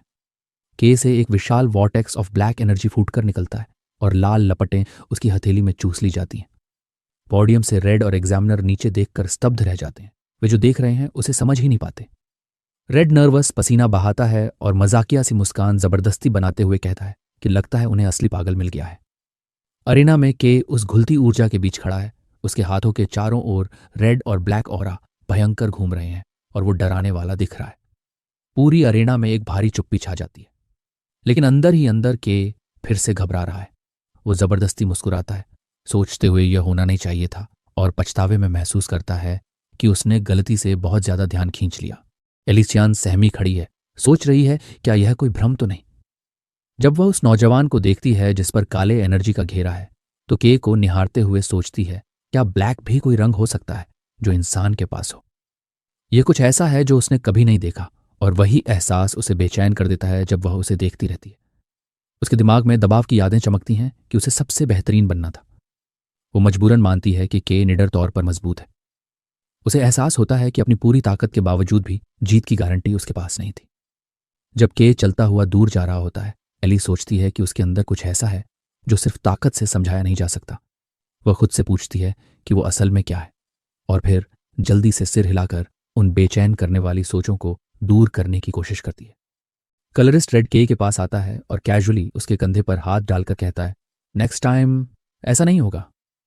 रेड मुस्कुराता है, कहता है कि काले रंग की वह चीज सब कुछ खींच लेती है, सच में वाइल्ड थी और उसकी क्यूरियोसिटी रुके नहीं। वह के को दूर लेकर चलता है और सुझाव देता है कि एक प्राइवेट बात कर लेते हैं ताकि के की प्राइवेसी बनी रहे और रेड अपनी जिज्ञासा भी मिटा सके। के घबरा कर पसीना पोंछता है और एग्जाम के बारे में पूछता है। रेड उसे आश्वस्त करता है कि उस तरह की पावर लेवल के साथ तो वह साफ पास हुआ। के दंग रह जाता है, समझता है कि इतनी अटेंशन बटोरना उसके लिए ही फायदा रहा। भावनाओं से भरकर सोचता है कि शायद उसने आखिरकार अपने पायोनियर बनने के सपने को छू लिया। अचानक एग्जामिनर रेड पर चिल्लाता है कि उसने खुद से क्यों किया यह सब। रेड हंसकर टाल देता है और अपने कॉलीग से कहता है कि बस इस बार नजरअंदाज कर दो। एग्जामिनर गंभीर आवाज में कहता है कि इंटरप्शन के बावजूद एग्जाम जारी रहेगा। वह साफ करता है कि नंबर 17 एली ने बैरियर तोड़कर पास कर लिया, लेकिन बाकी कैंडिडेट्स को एक एक्स्ट्रा टेस्ट देना होगा। एली उस घोषणा को इग्नोर कर देती है। उसकी नजर वहीं अंधेरे टनल पर टिकी रहती है जहां रेड कै को ले जा रहा है। दृश्य बदलता है और हम एक इंडस्ट्रियल जगह पर पहुंचते हैं। रेड एक कार के बाहर खड़ा है और के साथ है, जबकि ब्लू हेड इन्वेस्टिगेटर ड्राइवर की सीट पर बैठी है। रेड उससे कहता है कि रुको। के अपने आसपास देखता है और उसका चेहरा खतरनाक शौक में बदल जाता है।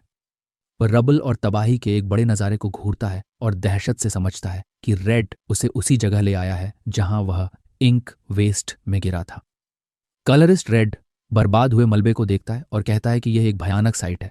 वह बताता है कि यहाँ एक बड़ा इंसिडेंट हुआ था, और यह सुनकर के ठिठक जाता है।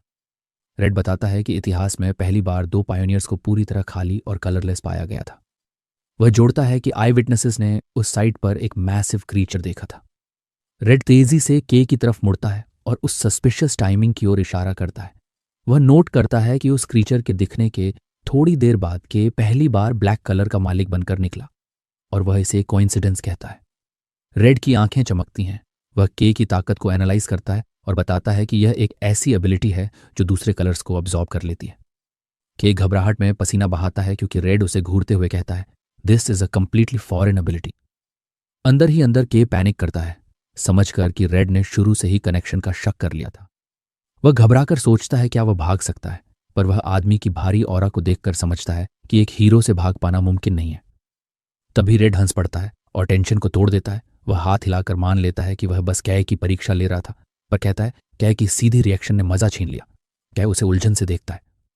रेड साफ करता है कि आधिकारिक तौर पर उसका काम इंसिडेंट की जांच करना है, पर व्यक्तिगत तौर पर वह के की यूनिक एबिलिटी में ज्यादा दिलचस्पी रखता है।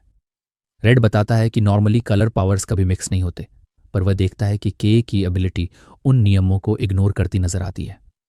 वह दूसरी एग्जाम की याद दिलाता है, कहता है कि उस वक्त के क्लियरली अपनी पावर कंट्रोल नहीं कर पाया था, और फिर के ठिठक कर कुछ समझाने की कोशिश करता है, पर रेड उसे बीच में ही काट देता है। कलरिस्ट का शरीर रेड एनर्जी से चमकने लगता है और वह कहता है कि उन्हें एक टेस्ट चलाने की जरूरत है। के उसे उलझन से देखता है। रेड अपना हाथ बढ़ाता है और समझाता है कि उसे यह समझना है कि यह एबिलिटी कैसे काम करती है। वह आत्मविश्वास से मुस्कुराता है और के को चैलेंज देता है कि अब उसकी एनर्जी अब्सॉर्ब करके दिखाए। के पैनिक होकर इनकार करने की कोशिश करता है और चेतावनी देता है कि यह बहुत डेंजरस है। रेड बस हंसता है और कहता है कि रुकी होने के नाते उसे किसी लेवल की चिंता करने की जल्दी है। के चुप हो जाता है, चेहरा गंभीर और नर्वस हो जाता है जब रेड उसे बोलना बंद करने और बस ट्राई करने का आदेश देता है। ब्लैक का सिंबल है ब्लैक लांस, एक ऑमिनस ताकत जो सब कुछ निगल लेती है। रेड सोचता है कि ऐसी खतरनाक एबिलिटी को बिना रोक के छोड़ना बर्दाश्त नहीं होगा। इससे शाइनी शहर की नींव भी हिल सकती है। एक काला राज उसके दिमाग में आता है। लोग अभी तक नहीं जानते, पर ह्यूमनॉइड क्रीचर्स सच में मौजूद हैं। वो चुपचाप के को चेतावनी देता है कि अगर कभी वह उनका सामना करे या और बदतर खुद उनमें से एक बन जाए तो एक कॉलरिस्ट को उसे खत्म करना पड़ सकता है। के एक लंबी सांस लेता है, रेड की तरफ से निकली डराने वाली प्रेशर को महसूस करते हुए। डरे हुए भी के टेस्ट के लिए राजी हो जाता है। वह रेड की कलाई पकड़ लेता है, घबराकर पूछता है कि अगर कुछ भी गलत हुआ तो उसकी जिम्मेदारी नहीं मानी जाएगी ना। जैसे ही उसके शरीर से डार्क एनर्जी उभरती है और उनकी स्किन छूती है, एक शॉक वेव हवा को मोड़ देती है। के चौंक जाता है जब लाल एनर्जी उसकी बांग में जबरदस्ती धक से घुसती है, जो उसके खुद के ब्लैक ऑनरा से टकराती है। उसे समझ आता है कि उसने बड़ी गलती कर दी है। संपर्क बिंदु से आग का एक भयानक विस्फोट फूटा और के दर्द से चिल्लाया।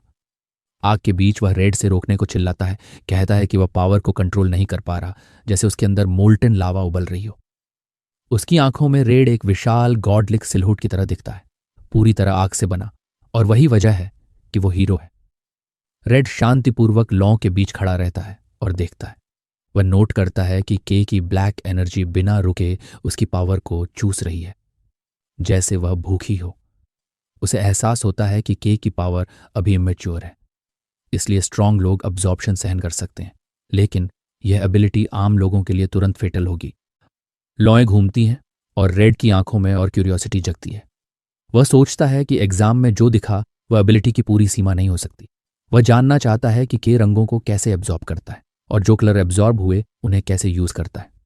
दोनों के बीच एनर्जी हिंसक रूप से रिएक्ट करती है और स्थिति और बिगड़ती है। रेड देखता है कि के की बांग से निकली ब्लैक एनर्जी डिस्टॉर्ट होकर स्पाइक करने लगती है और रेड ऑरा में मिलने लगती है। अचानक रेड और ब्लैक एनर्जी का एक बड़ा विस्फोट बाहर की ओर फूट पड़ा। विस्फोट से रेड पीछे हट जाता है। वो धुएं में से उभरती आकृति को शॉक में देखता है। के आंशिक रूप से बदल चुका है। उसके शरीर का दाहिना हिस्सा अब कठोर जैगेड डिमोनिक आर्मर से ढका हुआ है। रेड और ब्लैक एनर्जी ने ठोस रूप ले लिया है। के दांत पीसता है, समझते हुए कि यह रूप अजीब तरह से परिचित है। रेड मॉन्स्ट्रस क्लॉड हाथ और चमकती आय को देखकर खुद से मानता है कि उसे किसी क्रीचर जैसा लग रहा है।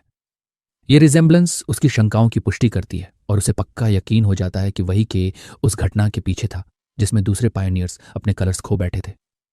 के होश बनाए रखने के लिए लड़ता रहता है। रेड तय करता है कि सबसे पहले सेफ्टी है और वह आग को पहले बुझा देगा, वरना के रैम्पेज कर देगा। वह एक फ्लेम की गेंद बुलाता है, के को जबरन शांत करने की तैयारी में। लेकिन के एक गहरी गुर्राहट निकालता है और लड़के को कुछ और से लड़ता हुआ पाकर रेड रुक जाता है। दृश्य बदलता है और हम के अंदर जाते हैं। एक पिच ब्लैक वॉइड जिसमें डिमांडिंग वॉइसेस भरी हैं। पावर की आवाजें उस पर चिल्ला रही हैं, अधिक इंटेंस कलर लाने के लिए दबाव डालती हैं। के असली दुनिया में हेप्टा सांस लेता है, इन इंट्रूसिव आवाज़ों से परेशान। आवाज़ें उसे टेम्प्ट करती रहती हैं कि रोको मत, बचाना वेस्ट है, और ले लो। के दिमाग में चिल्लाता है कि चुप करो और जड़ बने रहो। अपना विजिबल आई लाल चमकता है। वह टेम्पटेशन को ठुकराता है और पावर से आदेश देता है कि चुप रहे और दबा रहे। उसने कैओटिक एनर्जी पर अपनी इच्छा ठोक दी है। एक शॉक वेव बाहर फूटती है जब वह मजबूती से एनर्जी को फिर से कंप्रेस कर देता है। वह जाग्ड आर्मर उखड़ जाती है और गायब हो जाती है, छोड़ती हुई रेड को वास्तविक हैरानी भरी झलक। के एक्सर्शन से भारी सांसें लेते हुए पड़ा है। रेड उसे प्रभावित और स्तब्ध देखकर पूछता है कि क्या रुकी ने सच में वो बेकाबू पावर खुद दबा दिया था। के हाँफता हुआ बैठा है, दिल जोर से धड़क रहा है। उसे पागलपन जैसा लगता है कि वह बच गया और वह घबराकर सोचता है कि वह क्यों बेकाबू हो गया। वह ऊपर घूरता है, नर्वस कि क्या उसने एक कलरिस्ट के सामने कंट्रोल खो दिया। अपनी एबिलिटी समझने की जरूरत जानकर वो हिचकिचाते हुए उस आदमी के पास जाता है। रेड हालांकि खुश दिखता है। वह मानता है कि उसे चौंक लग गई, क्योंकि जो पावर के ने अब्जॉर्ब किया वह जितना उसने सोचा था उससे ज्यादा स्ट्रांग थी। पर वह मुस्कुराता है और कहता है कि एक्सपेरिमेंट सफल रहा क्योंकि वह मजेदार था। वह के से कहता है कि अगर उसे कुछ बनना है तो उसे रिस्क्स लेने होंगे। रेड तय करता है कि टेस्ट के लिए बस इतना ही काफी है, पर रुक कर कहता है कि एक और बात है। वह याद दिलाता है कि वही इन्वेस्टिगेटर है जो यहीं उस डिस्ट्रक्शन इंसिडेंट पर तैनात था और उसकी ड्यूटी कल्प्रिट को ढूंढना है। शांत लेकिन थ्रेटनिंग मुस्कान के साथ वह इंगित करता है कि उसके सामने खड़ा इंसान बिल्कुल परफेक्ट सस्पेक्ट जैसा दिखता है। के जमसा जाता है, चेहरा पैनिक से सफेद। रेड स्थिति की गंभीरता समझाता है। वो याद करता है कि गवाहों ने एक बड़ी शैडो क्रीचर देखी थी और के को चेतावनी देता है कि इस केस में उससे कहीं ज्यादा लोग दिलचस्पी ले रहे हैं। वो कहता है कि जैसे ही के की ब्लैक एबिलिटी की खबर फैलेगी अथॉरिटीज़ के लिए उस पर इल्ज़ाम ठोकना आसान हो जाएगा। वो टूटे हुए इंडस्ट्रियल डिस्ट्रिक्ट की तरफ इशारा करता है, कहता है कि नुकसान सैकड़ों लाखों में होगा, और जोड़ता है कि अगर सिटी लीडरशिप सोचे कि के बहुत डेंजरस है तो उसे बैन किया जा सकता है या किसी लैब में एक्सपेरिमेंट के लिए भेज दिया जाएगा। के दांत कस लेता है फ्रस्ट्रेशन में। फंसा हुआ महसूस करके उसे पता चलता है कि अपनी बेगुनाही साबित करने का कोई रास्ता नहीं है। अचानक रेड एक लाइफ लाइन देता है, कहता है कि अगर कै उसकी कमांड में आ जाए तो वो कुछ कर सकता है। बिना एक पल खोए कै 90 डिग्रीज झुककर जोर से चिल्लाता है कि वो खुद को रेड के भरोसे दे रहा है। रेड कहता है कि पहले पूरी शर्त सुन। साफ कहता है कि वो सब फ्री में नहीं सुधारेगा, बदले में के को कुछ फेवर्स देने होंगे। पूछता है क्या के समझता है कि वो ये कर पाएगा। के मजबूरी में कांपती मुस्कान बनाता है। अंदर से चिल्ला रहा होता है कि लाखों के कर्ज या साइंस एक्सपेरिमेंट बन जाने से तो कुछ भी बेहतर है। वो जोर से यहाँ कहता है, वादा करता है कि रेड की हर मांग पूरी करेगा। उस सुनसान वेस्टलैंड में एक बड़ा आर्मर्ड ट्रांसपोर्ट ट्रक धुंध और ऊबड़ खाबड़ ब्लैकलैंड्स के रास्ते से गुजर रहा है। अंदर बैठकर के खिड़की के बाहर देखता है, सोचता है कि इतनी दूर पहली बार जा रहा है और ये शायद उसकी पायोनियर की पहली असली स्टेप है। उसी वक्त उसकी सोच गेल ने काट दी। एक ग्रीन हेयर्ड आदमी जो उसे घूरता हुआ बुलाता है, ब्लैक हेयर्ड वन। गैल रुखे अंदाज में किसे कहता है कि वो ध्यान भटका रहा है और चुप रहने का आदेश देता है, जबकि के ने एक भी शब्द नहीं कहा। के उसे घबराए हुए चेहरे से देखता है। वह ट्रांसपोर्ट बे में अकड़ कर बैठा है। सोचता है कि पायोनियर के रूप में तुरंत शुरू होना ही तो चाहता था, पर माहौल भारी है। वो गुस्से वाले गेल और चुप्पी साधे एली सायन की तरफ झांकता है। सवाल करता है क्या वही टीम में रहना सही फैसला था। एक फ्लैशबैक में कल की बात सामने आती है। रेड आश्चर्यचकित के से पूछता है क्या वो एक्सप्लोरेशन में जुड़ने के लिए रेडी है, और बताता है कि उसे अनचार्टेड एरिया के एक खास स्पॉट पर भेजना है। के की नर्वस शक्ल देखकर रेड हंसता है और कहता है चिंता मत कर। रेड के को एक मैप दिखाता है, भरोसा दिलाता है कि तू अकेला नहीं होगा। वो समझाता है कि जो नए रिक्रूट्स एग्जाम पास कर चुके हैं उन्हें भी उसी एरिया में भेजा जाएगा और ऑफिशियल रोड मैप जल्द घोषित होगा। के को बस समय पर उस लोकेशन पर होना है। वर्तमान में वापस आकर के अपनी टीममेट्स की ओर देखता है और नोट करता है कि वे पहले ही ट्रक में थे। पता चलता है कि रेड की दखलंदाजी की वजह से पिछला एग्जाम कॉम्प्रोमाइज्ड हो गया था, इसलिए प्रतिभागियों को दूसरी मौका दिया गया। कई स्किल्ड लोग, जिनमें गैल भी शामिल है, कड़े अतिरिक्त टेस्ट्स पास कर गए।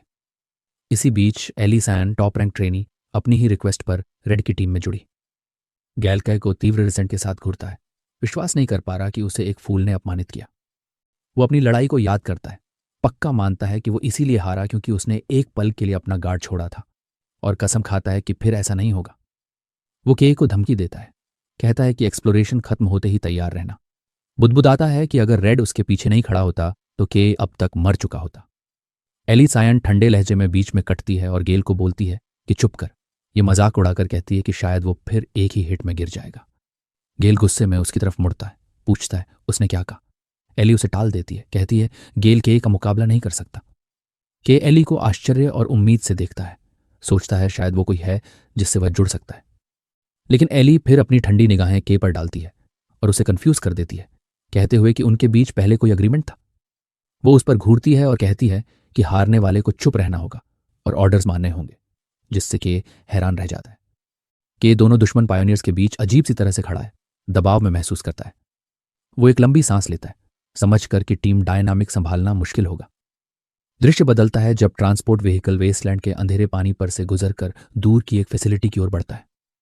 वाहन एक व्यस्त लोडिंग डॉक पर पहुंचता है, जहां वर्कर सामान हिला रहे हैं। ग्रुप उतरता है। कई, एल्ली, गैल और बाकी रिक्रूट्स डॉन पायोनियरिंग कॉर्प्स के फॉरवर्ड बेस में कदम रखते हैं। के एक्टिविटी की ऊंची लेवल देखकर हैरान है, नोट करता है एस रैंक कॉर्प की एक्सेप्शनल सप्लाईज। ऐसा कुछ उसने नहीं सोचा था जब वह अकेले ब्लैकलैंड्स में गया था। अचानक किसी की उंगली के चीक पर छूती है और वो डर जाता है। वो मुड़ता है और मुस्कुराती मारी को देखता है। वो हंसते हुए बताती है कि चूंकि यह उसकी पहली मिशन है, इसलिए उसे सपोर्ट करने के लिए साथ आना पड़ा। मारी अपनी जैकेट खोलती है और दिखाती है कि नीरो भी साथ आया हुआ है। के खाली बिल्ली को थामे हुआ मरी का शुक्रिया अदा करता है कि उसने उसकी देखभाल की। मरी मुस्कुराती है, कहती है नीरो परिवार जैसा है। वो बताती है कि उसे एक्सप्लोरेशन टीम में सपोर्ट स्टाफ के रूप में जुड़ने का बढ़िया मौका मिल गया, उसकी स्किल्स यहाँ काम आएंगी। एक लाउडस्पीकर में घोषणा होती है कि असेंबली का टाइम हो गया है। ग्रे वेस्टलैंड में पायनियर्स की भीड़ खड़ी है और घोषणा करती रहती है कि वे जल्द ही ब्लैकलैंड्स में प्रवेश करेंगे। के नीरो को मारी के हवाले करता है और कहता है कि उसकी देखभाल करना। मारी उसे चेतावनी देती है कि कुछ भी डेंजरस मत करना, और वह मुस्कुराकर कहता है कि बाद में मिलेंगे। मारी नीरो को गले लगाती है, लेकिन अचानक बिल्ली उसके हाथों से कूद कर बाहर आ जाती है और उसे चौंका देती है। वो नीरो का नाम चिल्लाती है क्योंकि बिल्ली के की तरफ दौड़ती है और जमीन पर पड़े शैडो में डूबकर गायब हो जाती है। मरी की आंखें इस अजीब हरकत पर फैल जाती हैं। वो सन्न रह जाती है। वो हकलाती है, के को बुलाने की कोशिश करती है, पर कंफ्यूज्ड सी लगाती है। गांथनी समूह एक अंधेरी फोर्टिफाइड केव की एंट्री पर पहुंचता है। आगे एक औरत सीधी ऑरेंज बालों और व्हाइट कोट में चिल्लाकर कहती है, सब तैयारी करो। घोषणा करती है कि एक नया रिक्रूट अभी ब्लैकलैंड्स में प्रवेश करने वाला है। वो चिल्लाती है कि सेफ्टी सबसे ऊपर है। रिकॉनेसेंस ने एरिया 21 में अनआइडेंटिफाइड डेंजरस क्रीचर्स की रिपोर्ट की है। वो बहुत खतरनाक जोन है जहां एक ए रैंक क्रीचर का बॉडी मिला था। अचानक एक मेल पायनियर दौड़ता हुआ ऑरेंज हेयर्ड औरत के पास आता है और उसे अरेंसिया बुलाता है। वो घबराकर रिपोर्ट देता है कि रेड टीम लीडर ने नए रिक्रूट्स ला दिए हैं, पर वे बिना परमिशन अपनी फॉर्मेशन छोड़कर गए हैं। अरेंसिया की आंखें चौड़ी हो जाती हैं और वह पूछती है, क्या यह सच है? संदेशवाहक पुष्टि करता है और अरेंसिया धीमे से सांस छोड़ती है कि वह लड़का फिर से परेशानी खड़ी कर रहा है। समूह चुपके से एक अंधेरे कैनियन में घुस जाता है, मुख्य सेना से अलग होते हुए। कलरिस्ट रेड अपने हाथ को शैडो में डालकर रास्ता दिखाता है। छोटी टीम कै, गैल, एली और रेड फॉर्मेशन से अलग हो जाती है। के घबराकर टीम लीडर से पूछता है, क्या यह ठीक है, क्योंकि मैं टीम अलग दिशा में जा रही हूं। रेड बताता है कि उनका डेस्टिनेशन भी अलग है। के पीछे देखता है गेल और एली की तरफ, फिक्र में कि पूरा स्क्वाड नए रिक्रूट से भरा है। गेल अचानक चिल्लाकर पूछता है कि उसे और एली को क्यों फॉलो करना पड़ा, बोलते हुए कि उसने सुना था रेड सिर्फ के को ले जाना चाहता था और वह इंसल्ट महसूस करता है। रेड मुस्कुराता है, उसकी रेड ऑरा झलमला उठती है और कहता है कि उसकी पर्सनल गाइडेंस हर किसी को नहीं मिलती, इसलिए सिर्फ के को फायदा मिलना ठीक नहीं होगा। वो गुस्से में गेल को आश्वस्त करता है कि वह उन्हें स्पून फीड नहीं करेगा, पर गंभीर चोट भी नहीं लगने देगा। रेड बातचीत खत्म कर देता है और उन्हें बाहर जाने का आदेश देता है। जैसे ही वे दुश्मनों से टकराते हैं, के की आंखें फैल जाती हैं। गुफा के अंदर गहराई में समूह शैडो क्रीचर से घिर जाता है।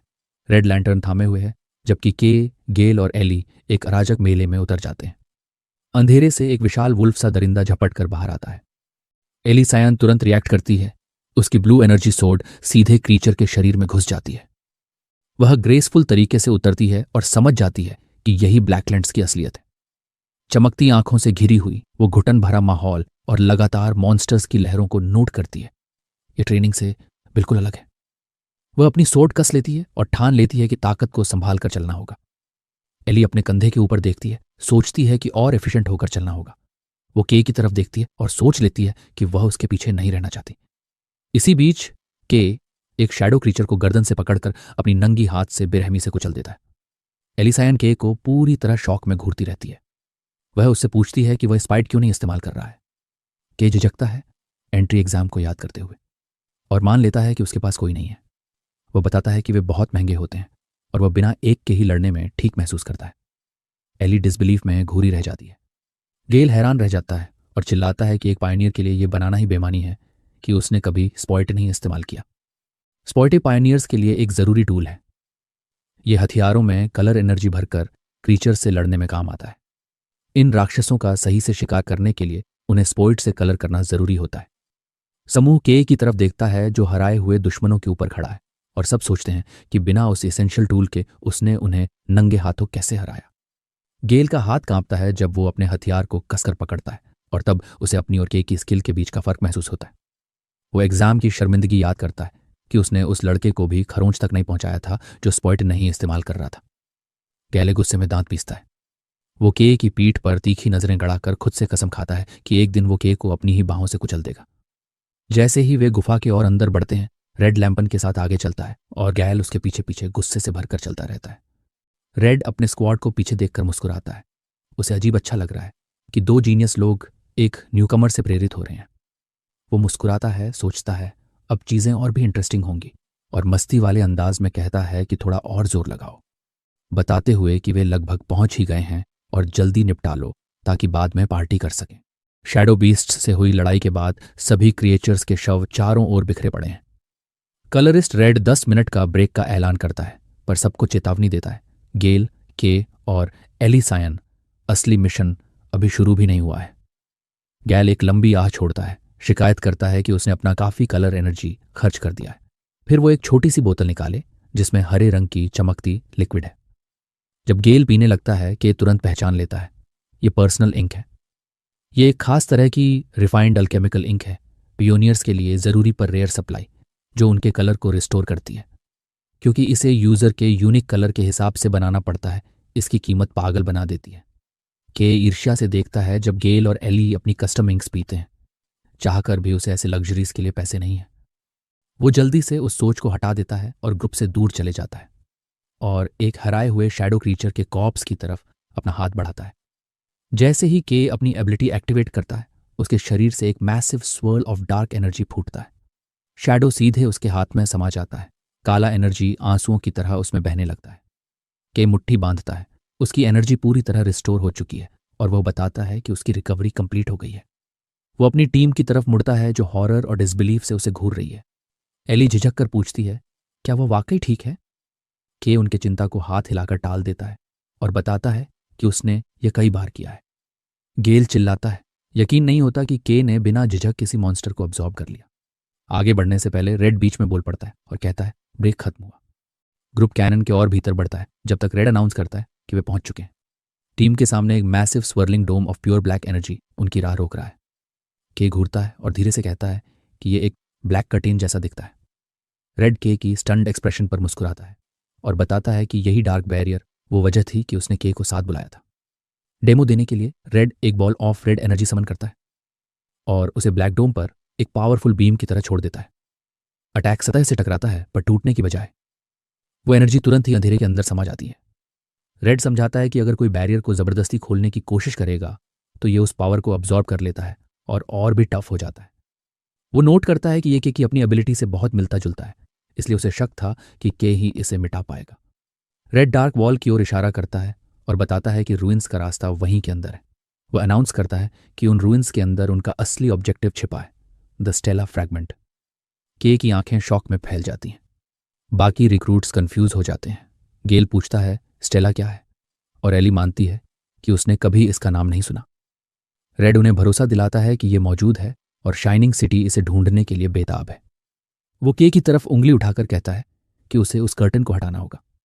के भयानक अंधेरी दीवार की तरफ आगे बढ़ता है। जैसे ही वो उसे छूता है, उसकी एब्जॉर्प्शन एबिलिटी एक्टिवेट हो जाती है और बैरियर की काली एनर्जी हिंसक रूप से उसके हाथ में बहने लगती है। एक मैसिव वॉर्टेक्स बनता है और जायंट डोम डिके की तरफ फनल हो जाता है। रेड, गेल और एली देखते हैं जैसे बाधा निगल ली जाती है। रेड आश्चर्य से मुस्कुराता है, खुश कि उसकी थ्योरी सही निकली। जैसे ही बैरियर गायब होती है, वो के से कहता है कि उसकी पावर बहुत काम आएगी। लेकिन के खुश नहीं दिखता। पसीना बह रहा है और वो कांप रहा है क्योंकि उसने अभी जो massive amount of energy absorb की है उसे संभालना मुश्किल हो रहा है। अचानक जमीन जोर से हिलती है। गेल और एली घबरा जाते हैं क्योंकि झटके और तेज होते हैं और वे समझते हैं कि यह तेज शोर बहुतेरे डेडली क्रीचर्स का ध्यान खींचेगा। के की एक्टिविटी से होने वाली तेज गड़गड़ाहट कैनियन में गूंज उठती है। अचानक क्लिफ्स से काले वुल्फ लाइक मॉन्स्टर्स का एक झुंड उभरता है। ग्रुप अपने आप को घिरा हुआ पाता है। एली और गेल अपने वेपन्स निकालते हैं जबकि रेड हंसता है कि इतने बड़े भीड़ ने उन्हें वेलकम करने के लिए इकट्ठा किया है। रेड बाकी टीम को आदेश देता है कि वो क्रीचर्स से निपटें और के को कहता है कि वह कर्टन हटाने पर ही फोकस करे। कठोर चेहरे के साथ टीम लीडर अपने स्क्वाड से हर मॉन्स्टर को वाइप आउट करने का आदेश देता है। गाइल और इल्ली तुरंत एक्टिव हो जाते हैं। गाइल हवा भरे अटैक से शैडो क्रीचर्स को तेज रफ्तार में काटता है। एली अपनी ताकत छोड़ती है, जमीन से बड़े बड़े आइस स्पाइक्स बुलाती है जो कई दुश्मनों को भेद देती हैं। दोनों रिक्रूट्स जब बिडते हैं तो रेड उन्हें निहारा करता है। वो कहता है कि वह दाखिल होने को तैयार था पर अब जरूरत नहीं है। बिना किसी मुश्किल के वो लाल एनर्जी के ऑर्ब्स बुलाता है और बीम्स चलाता है जो बाकी जानवरों को चीर देते हैं। रेड सोचता है कि भले ही वे नए रिक्रूट्स हैं पर स्किल लेवल काफी अच्छा है।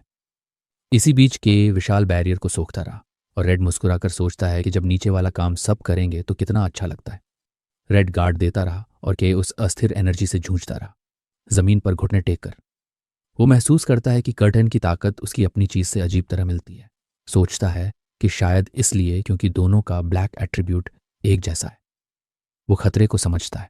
ध्यान छूट गया तो कर्टन की मैसिव एनर्जी फ्लो पलट देगी और उसकी कलर को चुरा लेगी। के दांत कसकर कभी हारा नहीं मानने का फैसला करता है और कहता है कि वो ज्यादा ताकतवर है। आखिरी कोशिश के साथ एब्जॉर्शन पूरा हो जाता है। वो रास्ते के किनारे खड़ा है, भारी सांसें लेता और पक्का करता है कि सब कुछ उसने सोख लिया है। नीचे झांककर वो जो छिपा था देखकर दंग रह जाता है। एक विशाल बिल्कुल काला गड्ढा है, नीचे दिख नहीं रहा। वो सोचता है कि क्या ये डरावना एबिस रूइंस का रास्ता है। अपना काम खत्म करके वो मुड़कर टीम लीडर को आवाज देता है कि कर्टन सफलतापूर्वक हट गया है। बैरियर हटने पर रेड के की तारीफ करता है, अच्छे काम के लिए सराहता है। वो बाकी टीम को भी बुलाता है, बताकर कि कर्टन गिर गया है और उन्हें क्लीनअप पूरा करने का आदेश देता है। अचानक रेड की शक्ल पूरी तरह बदलती है। उसे तुरंत खतरों का एहसास होता है। धड़ाधड़ गति से आगे बढ़कर वो तेजी से एली और गेल को पकड़कर पीछे खींच लेता है। एक पल बाद ही एक विशाल अदृश्य एनर्जी की स्लाइस हवा में कटकर निकलती है। जहां वे खड़े थे वहां जमीन पर गहरी खरोंचें कर जाती है। हमला विनाशकारी था। बची हुई शैडो मॉन्स्टर्स चकनाचूर हो जाती है। मलबा बरसता है जब रेड, इल्ली और गैल सुरक्षित तौर पर ऊपर की ढलान पर उतरते हैं। गेल डर के मारे घूरता है, समझते हुए कि रेड की मदद के बिना वो पलक झपकते मर जाता। रेड सख्त रूप लिए हुए सौंकते हुए कि पहले विरोध ना दिखने की वजह यह थी कि कुछ और ही मॉन्स्टर्स को डरा रहा था। उसे एक रिपोर्ट याद आती है कि कोई खतरनाक एंटिटी पास ही घूम रही थी। धूल में से एक सिलुएट उभरता है, उनकी ओर बढ़ता हुआ, एक बड़ी तलवार खींचता हुआ। रेड कहता है कि अब टाइम नहीं है मजाक करने का। हमलावर रोशनी में आता है। वह एक आदमी है जिसके बाल एक तरफ वाइट और दूसरी तरफ ब्लैक हैं। आधा चेहरा डार्क मास्क जैसी ग्रोथ से ढका है और पीठ पर अलग अलग हथियारों का संग्रह लहरा रहा है। अजनबी अपने डरावने ऑरा के साथ पायोनियर्स पर घूरता है। रेड अपनी टीम और नए खतरे के बीच खड़ा हो जाता है। के और बाकी को ध्यान से सुनने का आदेश देता है। रेड जल्दी से एक लैंटर्न के हाथ में थमा देता है और घबराकर आदेश देता है। वो कहता है कि के और बाकी तुरंत रूइंस में उतरें और स्टेला फ्रैगमेंट ढूंढें। के टीम लीडर की ओर बड़े बेचैन आंखों से देखता है। वो पूछता है क्या रेड सच में चाहता है कि वे अकेले नीचे जाएं। रेड यकीन दिलाता है कि उनकी एबिलिटीज के साथ वे इससे बेहतर निपट सकते हैं। लेकिन रेड सहमति का इंतजार नहीं करता। अचानक ताकत का झटका देते हुए वह के एल्ली और गैल को डार्क एब्बस की ओर धकेल देता है, चिल्लाते हुए कि बस बजबजाना बंद करो और चलो। तीनों रिक्रूट्स गहरे गड्ढे में गिरते हुए घबराकर टीम लीडर का नाम चिल्लाता है। रेड अकेला ढलान की ओर पीठ करके खड़ा रहता है। उसकी रेड ऑरा हल्की चमक बिखेर रही होती है। नीचे से एक रिक्रूट की घबराई हुई आवाज गूंजती है, अब हम यहां अकेले क्या करें। और ठीक उसके पीछे किसी हथियारबंद अजनबी की डरावनी सिलुएट धीरे धीरे उभर रही होती है। दो शक्तिशाली शख्स की नजरें टकराती हैं। टेंस एटमॉस्फेयर बनता है और रेड जानता है कि एक मुश्किल लड़ाई शुरू होने वाली है। सीन बदलकर एबिस के बिल्कुल काले तल पर आ जाता है। लंबी गिरने के बाद के बेहोश पड़ी डीदा है। वह दर्द में कराहता है, सिर पकड़कर खड़े होने की कोशिश करता है, घुटन भरी डार्कनेस में संघर्ष करता है। रेड ने जो लैंटर्न दिया था याद करके वह उसे जलाता है, सोचते हुए क्या वह सच में रूइंस के अंदर है। लैंटर्न की लाइट जल उठती है और इलाके को रोशन कर देती है। के का चेहरा तुरंत सच्ची दहशत में बदल जाता है। वह शौक में जमा रह जाता है, खुद से पूछता है कि यह जगह क्या है। पुराने पत्थर के खंडहरों की जगह लैंटर्न ने जो रोशनी दी उससे बाहर निकले बड़े बड़े मॉडर्न स्काईस्क्रेपर्स की हड्डियां और कंक्रीट के मलबे दिखे। बिल्कुल ऐसा लगता था जैसे कोई पूरी मॉडर्न सिटी जमीन के अंदर दबकर बर्बाद हो गई हो। के एक लेज पर खड़ा था, लैंटर्न से अंधेरे को रोशन करते हुए। ऊपर नीचे के उस विशाल टूटी हुई सिटी के ढांचों को देखकर उसकी सांस थम सी गई। वो हैरान था कि ऐसा भी कहीं हो सकता है, फिर बोला कि कुछ साफ नहीं दिख रहा। अचानक किसी आवाज ने कहा, शिकायत बंद करो और रोशनी की तरफ चलो। के राहत से देखता है कि गेल और एली वहीं थे और वो कहता है कि अलग हो जाने का डर पूरी तरह था। गैल कह पर चिल्लाया कि उसने ही सबको इधर उधर भटकाया, पर इली ने तेजी से काटते हुए कहा कि गैल भी कम खोया नहीं था। बेबरे सिटी को देखते हुए गैल सोच में पड़ गया कि ये जगह आखिर क्या है। उसका घबराना बढ़ता है। ये जो अनगिनत खंडहर हैं उसमें स्टेला फ्रैगमेंट ढूंढना बेहूदगी नहीं है और उन्हें तो ये भी नहीं पता कि वह कैसा दिखता है। के भी मान लेता है कि अंधेरे में बिना निशाने के ढूंढना सालों ले लेगा। के मन ही मन चाहता है कि उसका साथिया नीरो यहां होता। जैसे ही वो सोचता है एक चमकता हुआ आकार सामने आता है और वो चौंक जाता है। उसकी टांगों के पास वहीं छोटी काली बिल्ली नीरो खड़ी है। के घबरा जाता है, सोचते हुए कि यह बिल्ली कैसे उनके पीछे आ गई। एली काली बिल्ली को देखती है और पूछती है कि यह क्रिएचर है क्या। के ठंडे पसीने में भर जाता है क्योंकि अब उसका सीक्रेट पेट पकड़ में आ गया लगता है, पर जल्द ही वो संभल जाता है। ये मौके अच्छा है बिल्ली की यूटिलिटी दिखाने का। वो गैल और एल्ली को बुलाता है। नीरो को पकड़कर के भरोसे से मुस्कुराता है और बोलता है कि उसके पास स्टेला फ्रैगमेंट खोजने का आसान तरीका है। ग्रुप इकट्ठा होता है और के बताता है कि वो छोटा क्रीचर जिसे उसने पाला है उन्हें ऑब्जेक्टिव तक ले जाएगा। गैल गुस्से में चिल्लाकर नहीं मानता, पर गेल के बहस करते ही एली उसे बिल्कुल इग्नोर कर देती है, क्योंकि वह बिल्ली की क्यूटनेस में पूरी तरह पक्की हो गई है। के निर्णय लेता है कि नीरो की एबिलिटीज दिखा देगा। काली बिल्ली एली की छाती से अचानक आवाज निकालती है, फिर उसकी बाहों से छलांग लगाकर बाहर निकलती है और एली को चौंका देती है। हवा में वह एक घूर्णन वॉर्टेक्स में बदल जाती है। एक तेज रोशनी फूटती है, अंधेरे खंडहरों को रोशन कर देती है और ग्रुप झटके में रह जाता है। रोशनी की गेंद आगे बढ़ती है, एक इल्यूमिनेटेड पाथ बनाती है और तीनों पायोनियर्स उसके पीछे चलते हैं। चलते हुए गेल अपनी कमी की आवाज लगाता है, पूछता है कि ऐसी कोई क्रीचर इतनी इंटेलिजेंस और स्पेशल एबिलिटी कैसे रख सकती है। वो मांगता है कि के बताएगा ये उसे कहाँ मिला। के उसे इग्नोर करता है और ग्लोइंग कैट की मूवमेंट्स इंटरप्रेट करके बताता है कि नीरो कह रहा है स्टेला फ्रैगमेंट बस यहीं है। तभी क्रिएचर ने एक ट्रायल देख ली और तेजी से आगे निकल पड़ी। रोशनी की ट्रेल रूइंड सिटी में घूमते हुए आगे बढ़ती है और ग्रुप एक बड़े कॉन्क्रीट स्ट्रक्चर के पास पहुंचता है। सामने एक डार्क टनल का एंट्रेंस दिखता है और के सोचता है कि अब और कितनी गहराई में जाना होगा। गेल चिढ़ाकर पूछता है कि क्या तू डर रहा है। के पलट कर जवाब देता है और कहता है कि हम अंदर जा रहे हैं। वे एक विशाल हाई सीलिंग कॉरिडोर से गुजरते हैं। ग्लोविंग कैट रास्ता रोशन करती है। के बताता है कि यह फैसिलिटी उम्मीद से कहीं बड़ी है। अचानक वह देखता है नीरो एक बड़े मेटल दरवाजे के सामने हॉवर कर रहा है। वो निष्कर्ष निकालता है कि बिल्ली ने कुछ इंपॉर्टेंट ढूंढ लिया होगा। खामोशी को एक भारी मैकेनिकल पैर की आहट तोड़ देती है। के जमसा गया जब एक जायंट मेटल लेग ठीक उनके सामने जमीन पर उतरी। रिक्रूट्स ऊपर देखते हैं और सामने एक खड़ा हुआ जंग खाया टावरिंग ऑटोमेटन देखते हैं। गाइल हैरान है, कहता है कि ये उन बायोलॉजिकल क्रिएचर्स जैसा नहीं दिखता जिनसे वे लड़ चुके हैं। अचानक रोबोट ने एक स्कैनिंग बीम एक्टिवेट कर दी, एली सायन के ऊपर एक तेज शीट ऑफ लाइट बिखेरते हुए। मशीन उसके डेटा को प्रोसेस करती है और उसकी ब्राइट ब्लू कलर के लिए एक हेक्स कोड डिस्प्ले करती है। स्कैनर फिर गैल की तरफ बढ़ता है और उसके ग्रीन कलर का कोड रजिस्टर करता है। बीम आखिरकार के पर आता है और के नर्वस होकर समझता है कि मशीन उनकी कलर स्कैन कर रही है ताकि उन्हें आइडेंटिफाई किया जा सके। मशीन स्कैन कंप्लीट करती है और एब्सोल्यूट पिच ब्लैक का हेक्स कोड दिखाती है। जैसे ही इसे डिटेक्ट होता है, रोबोट की आई और ज़्यादा चमक उठती है। वो अनाउंस करती है कि उसने ब्लैक विच का कलर डिटेक्ट कर लिया है और के को थ्रेट मानते हुए एलिमिनेशन शुरू करने वाली है। टाइटल से उलझन में के प्रतिक्रिया देने से पहले ही रोबोट की जबरदस्त पंच की चपेट में आ जाता है। वह पीछे फिसलता हुआ गिरता है, दर्द से कराहते हुए, पर सीधे नुकसान को ब्लॉक करने में कामयाब रहता है। वह गुस्से में मशीन की तरफ घूरता है और हताशा में चिल्लाता है। के मशीन पर डटकर चिल्लाता है, कहता है कि हम पीछे नहीं हटेंगे। ज्ञान रोबोट अपना भारी मुट्ठी उठाता है जैसे किसी को कुचलने की धमकी दे रहा हो। के दौड़ता हुआ आगे बढ़ता है और उसका मुक्का मशीन के मेटल हाथ से जोरदार टकराता है।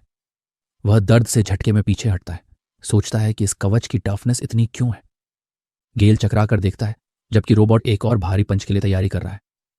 एली बीच में कूदती है और अपनी रैपियर से मशीन पर वार करती है, पर उसकी ब्लेड जब आर्मर से टकराती है तो स्पार्क्स उड़ते हैं। वह झटके में घूरती रह जाती है, महसूस करते हुए कि एक भी स्क्रैच नहीं पड़ा। एली घबरा जाती है, सोचते हुए कि क्या उसकी पावर्स मशीन पर असर नहीं कर रही। इसी बीच के ओपोनेंट को एनालाइज करता है और उसकी छाती में ग्लोइंग कोर नोटिस करता है। अंदर लिक्विड घूम रहा है और वही वीक पॉइंट दिखता है। के आगे झपटा मारता है और एक तेज लेफ्ट हुक फेंकता है। अचानक रोबोट ने उम्मीद से ज्यादा स्पीड दिखाते हुए अपना हाथ क्लब की तरह घुमाया। के मुश्किल से उस भारी वार से बचता है।